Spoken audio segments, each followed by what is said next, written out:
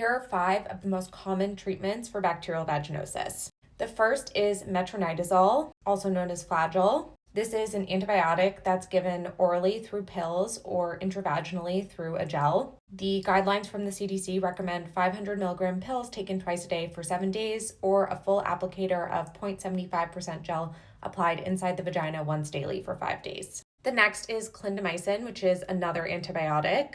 This is given orally through pills or intravaginally, either through tablets inserted or cream applied internally. Typically, vaginal and oral clindamycin should be taken for 7 days, but sometimes a provider will recommend using clindamycin ovules, which are basically these little pills that you place inside the vagina and allow to dissolve, and that usually just takes 3 days. Then third treatment is metronidazole, which is both an antibiotic and an antiprotozoal. Metronidazole is typically administered orally through pills. The fourth is an antibiotic called secnidazole, and this is administered orally via granules taken by mouth. So essentially what that means is that you sprinkle the medication onto a soft food like yogurt, and usually only 1 dose of these granules is required to treat bacterial vaginosis. And then finally, the only non-prescription treatment for bacterial vaginosis that I'm going over in this video is boric acid. What you should know is that boric acid prescribed by a doctor tends to be more pure and less likely to cause adverse reactions than boric acid purchased over the counter or online. So if you're going to use it, always try to get it prescribed by a healthcare provider.